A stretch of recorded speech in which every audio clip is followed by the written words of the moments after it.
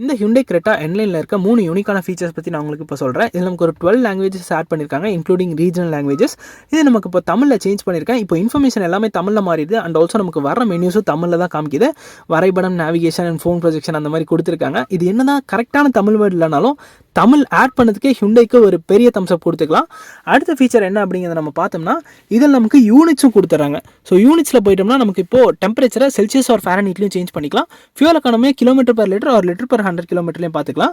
Tyre pressure monitoring சிஸ்டமாக நமக்கு PSI, KPA R பார்லையும் பார்த்துக்கலாம். PSIங்கிறது நமக்கு பவுண்ட்ஸ் per ஸ்கொயர் இன்ச்சஸ், KPங்கிறது நமக்கு கிலோ பாஸ்கல்.